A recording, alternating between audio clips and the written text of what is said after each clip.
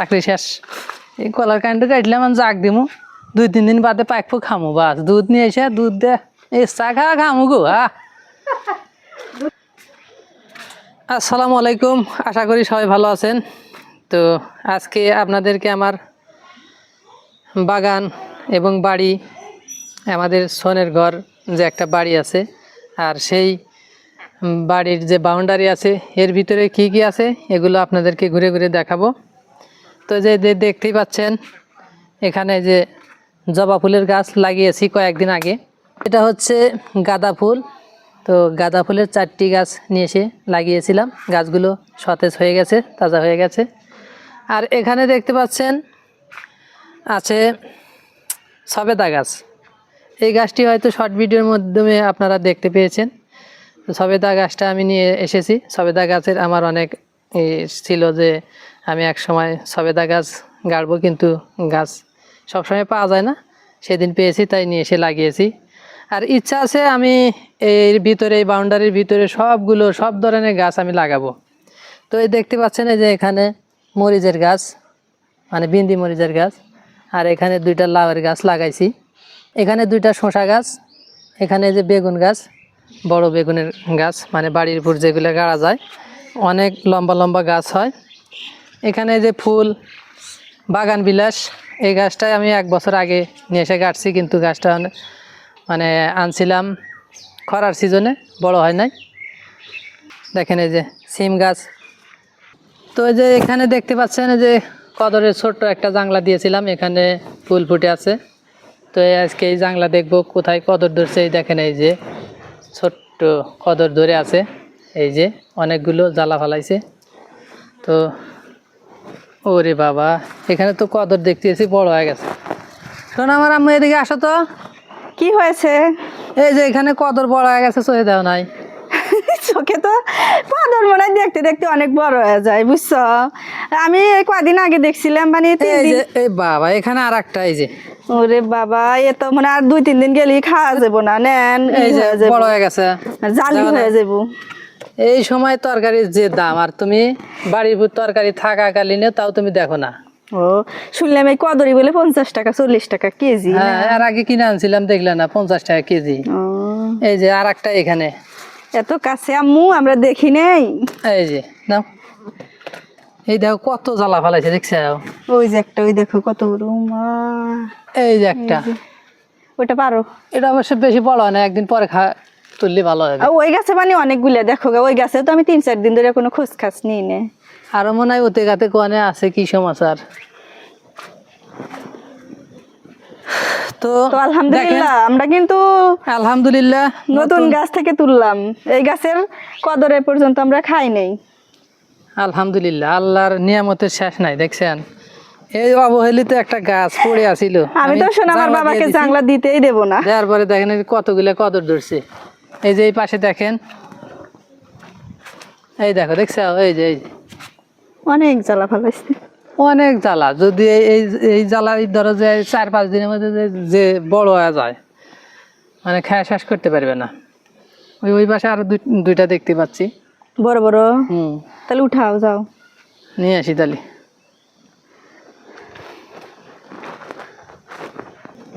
শোন আমার বাবা, আমি আর তোমার সাথে থাকতে পারবো না, একা একাই কদর। ওই যে পিছনের গাছ আছে আর 2টা, ওখান দিয়ে খুঁজে নিয়ে এসে মেঘ ধরছে।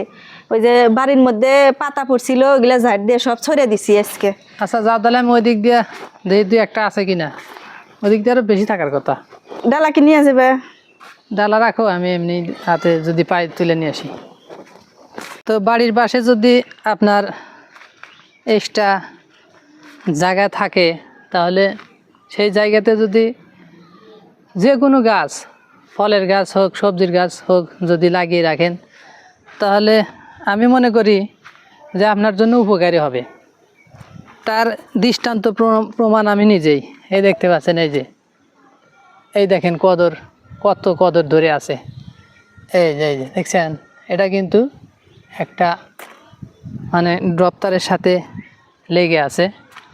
এই তার সাথেই এই যে অনেক কদর ধরে আছে, দেখছেন? এই গাছটাতে অনেক কদর ধরছে। এই দেখেন, এই যে এখান থেকে 3টা তুললাম, 3টা, এই একটা, এই রে বাবা 4টা তুললাম।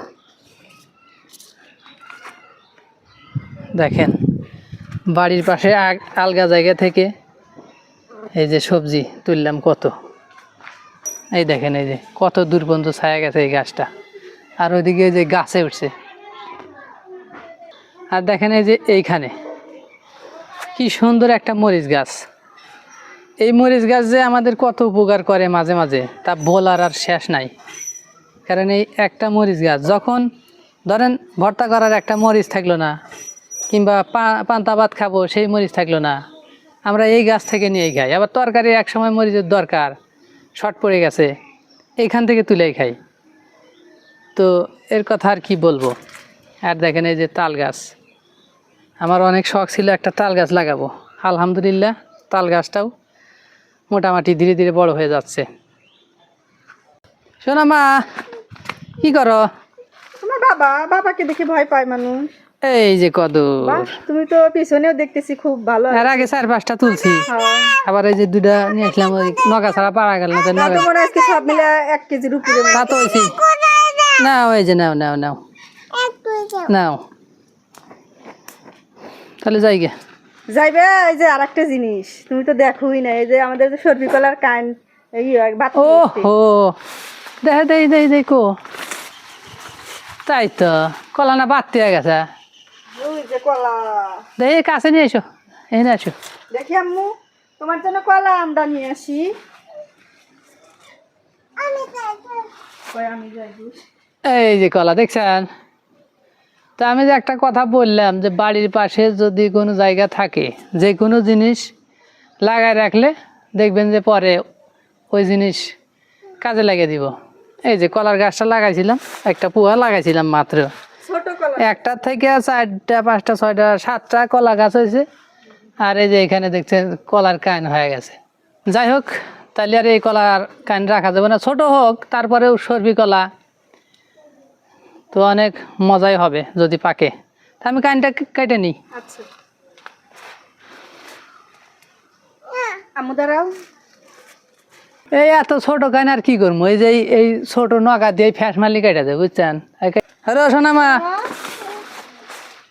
ওরে বলা রে বলা বলা বলা রে বলা, এই যে ও বাবা কদর আবার হিনে গেরা। ও বাবা, ওই যে আমার মনে হয় ঘরের চালা থেকে ইঁদুর মনে হয় কাটতে ফেলে দিচ্ছে। এই দেখেন দেখছেন কলার কান কাটলাম। মাশাআল্লাহ অনেক সুন্দর কলা হয়েছে। তো নিজের বাড়ির আওতায় যে জিনিসগুলা ছোট হোক আর বড় হোক আলহামদুলিল্লাহ, কারণ এইগুলা ন্যাচারাল জিনিস। এই কলা অনেক মজা লাগবে জানো, দুধ দিয়ে কষ পড়তেছে, নিয়ে যাই। নিয়ে গেলে হবে না, তোমাকে আজকে কল দিয়ে মাখাতেই হবে। কেন? ওই যে কান্দাল নিমু, কান্দালের তরকারি অতিরিক্ত গরম হচ্ছে না, বাবা ঠান্ডা তরকারি আজকে খাবো। না না না, কান্দালে আমি এখন আর কষাইতে পারবো না, আমি গেলাম। ও চাকরি নিই নাই, আমি চাকরি শেষ। এই কলার কান্ডু কাটলাম, আমি জাগ দিমু, 2-3 দিন বাদে পাকবো, খামু, বাস দুধ নিয়ে এসে দুধ দে এই চা খা খামু গো। দুধ কিন্তু আজকে চাল দেয় না, আজকেই খাবে না।